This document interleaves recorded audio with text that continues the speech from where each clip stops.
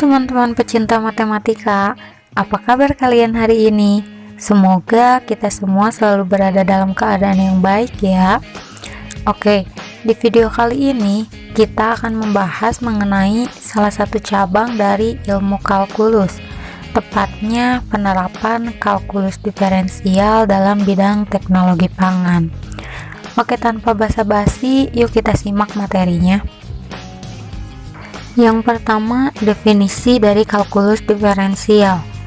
Kalkulus diferensial atau yang sering kita sebut dengan turunan merupakan salah satu cabang dari kalkulus dalam ilmu matematika yang mempelajari bagaimana nilai suatu fungsi akan berubah menurut nilai inputnya. Kini kita akan membahas pada topik inti, yaitu penerapan kalkulus diferensial pada bidang teknologi pangan. Nah, perlu teman-teman ketahui bahwa bidang teknologi pangan tidak bisa terlepas dari ilmu kimia, karena pada proses pengolahannya terdapat banyak reaksi-reaksi kimia. Di antaranya adalah proses pencampuran. Nah, untuk kali ini kita akan membahas mengenai salah satu materi kimia, yaitu pencampuran suatu zat, di mana di dalamnya juga menggunakan persamaan dari kalkulus diferensial. Oke, tanpa basa-basi, yuk simak penjelasan dari rekan-rekan saya.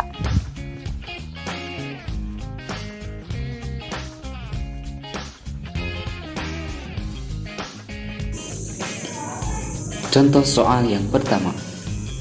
Dalam sebuah wadah besar berisi 2000 galon campuran sirup yang semula mengandung 10 kg zat gula larut di dalamnya. Untuk memenuhi standar mutu kadar gula dalam sirup, campuran sirup yang mengandung 20 gram gula per galon dialirkan ke wadah dengan debit 40 galon tiap menit dan langsung tercampur dengan sempurna. Hasil campuran ini dikeluarkan dengan laju 45 galon tiap menit. Tentukan banyaknya zat gula 20 menit setelah percampuran berlangsung.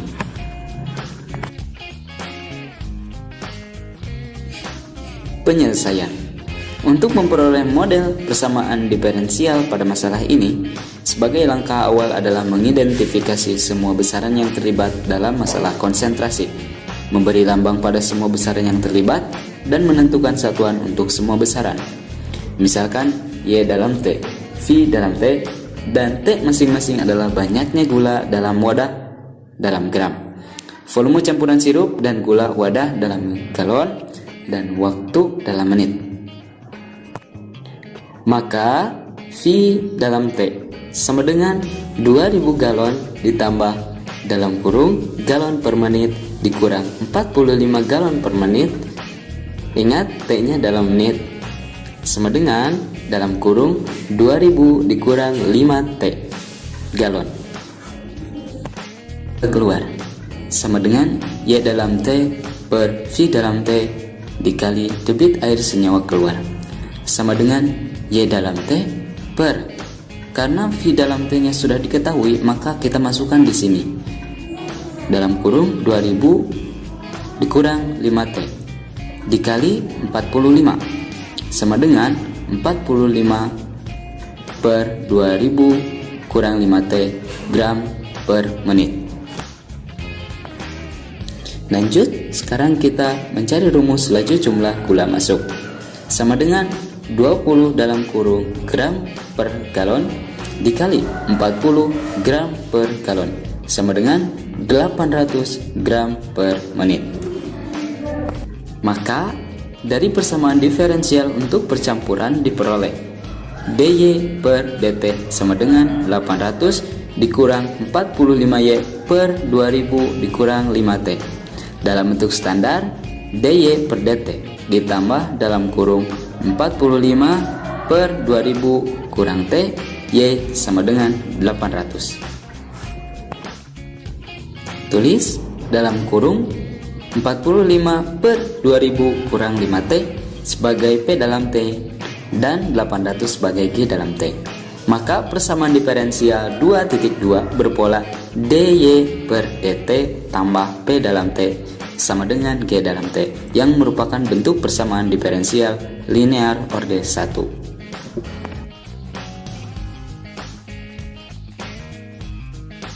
Oke, sekarang kita bahas contoh soal yang kedua, yaitu sebuah bejana berisi 50 liter air garam yang mengandung 1 kg garam. Air garam yang mengandung 2 kg garam tiap liter mengalir ke dalam bejana dengan laju 5 liter per menit. Larutan garam dalam bejana diaduk agar homogen dan larutan ini dialirkan keluar bejana dengan 3 liter per menit. Pertanyaannya, berapa jumlah garam di dalam bejana pada setiap waktu? Oke, yang pertama, laju perubahan rata-rata jumlah garam di dalam bejana dalam selang waktu delta T adalah X dalam kurung T plus delta T dikurangi X dalam kurung T per delta T. Yang kedua, laju jumlah perubahan jumlah garam di dalam bejana pada setiap saat adalah dx per dt sama dengan limit T mendekati 0 X T plus delta T di dalam kurung min X dalam kurung delta dalam kurung T per delta T. Yang ketiga, dx dan dt itu laju jumlah garam masuk dikurangi laju jumlah garam keluar. Kita masukkan angka-angkanya untuk mengetahui laju jumlah garam masuk, sama dengan 2 kg per liter dikali 5 liter per menit. 2 dikali 5 10, hasilnya menjadi 10 kg per menit. Yang kedua, volume dalam bejana setiap saat yaitu 50 plus 5 min 3T sama dengan 50 plus 2T. Yang ketiga, konsentrasi garam dalam bejana yaitu X per 50 plus 2T kg per liter. Yang keempat, laju jumlah garam keluar sama dengan X per 50 plus 2T kg per liter dikali 3 liter per menit. 3 nya kita kalikan dengan X nya yang hasilnya menjadi 3X per 50 plus 2T kg per menit. Jadi dx per dt sama dengan 10 min 3x per 50 plus 2t. 50 plus 2t nya kita kalikan dengan 10 yang hasilnya menjadi 500. Dx per dt nya 500 plus 20t min 3x dan penyebutnya tetap 50 plus 2t. X 0 sama dengan 10. Mendefinisikan variabel baru U sama dengan 500 plus 20T min 3X, V 50 plus 2T, DX sepertiga dalam kurung 10 dV min DU, dan DT setengah dV, serta mendistribusikannya ke persamaan diferensial. Dengan itu diperoleh interval tertutup U per 2 min 10 V per 3 dV plus V per 3 DU sama dengan 0. Substitusikan R sama dengan U per V dan DU sama dengan R dV plus V dR ke dalam persamaan diferensial, sehingga diperoleh persamaan diferensial perubah terpisah, yaitu dV per 2V plus dR per 5R min 20 sama dengan 0. Lalu di masing-masing dari angka dari perperian tersebut diintegralkan. Integral dV per 2V plus integral dr per 5R min 20 in C. Lalu substitusikan kembali nilai V, R, X, dan T ke dalam persamaan in 2V plus in 5R sama dengan in C, yang menghasilkan X sama dengan C per 50 plus 2T pangkat 3 per 2 plus 4T plus 100. Dengan mensubstitusikan syarat awal X 0 sama dengan 0, maka didapat C sama dengan min 22.500 akar 2. Dengan mensubstitusikan nilai C sama dengan min 22.500 akar 2 ke dalam persamaan X sama dengan C per 50 plus 2T pangkat 3 per 2 plus 4T plus 100. Jadi, jumlah garam dalam bejana pada setiap saat adalah X sama dengan 4T plus 100, 22.500 akar 2 per 50 per 2T pangkat 3 per 2. Jadi, jumlah garam di dalam bejana makin banyak jika volume bejana diketahui. Dapat diketahui pula jumlah garam di dalam bejana pada saat bejana penuh berisi air. Baik, sekarang kita akan lanjut soal nomor 3. Jika semua ada 12 gram zat A dan 6 gram zat B, 3 gram zat A dan 1 gram zat B membentuk 4 gram zat C dalam waktu 5 menit. Tentukan berapa zat C pada setiap saat.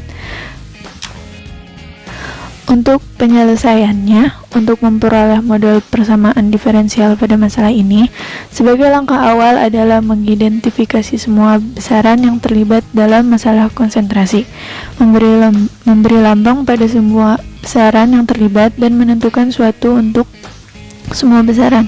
Misalnya X menentukan variabel tidak bebas yang menyatakan jumlah zat C. Perubahan bebas adalah waktu yang dimisalkan dengan T. Laju rata-rata berubahnya zat C dalam selang waktu. Delta A adalah X dikali T ditambah delta T dikurangi X T per delta T. Laju bertambahnya zat C pada setiap saat adalah dy per dt sama dengan lim T sampai 0 X T plus delta T dikurangi X T per delta T. 1 gram zat C terbentuknya dari 3/4 gram zat A dan 1/4 gram zat B. X gram zat C terbentuk dari 3X per 4 gram zat A dan X per 4 gram zat B. Jadi menurut hukum aksi massa diperoleh model matematika adalah dy per dt sama dengan K 12 min 3X per 4 dikali 6 min X per 4. X0 sama dengan 0 dan X5 sama dengan 4. Persamaan diferensial tersebut merupakan persamaan diferensial separabel, di mana variabel-variabel dapat dipisahkan pada tiap sisi dari persamaan sehingga diperoleh dx per 16 min x 24 min x sama dengan 3 per 16 ke dt, yang merupakan bentuk perubahan terpisah. Dengan mengintegralkan masing-masing kedua ruas, maka akan diperoleh solusinya.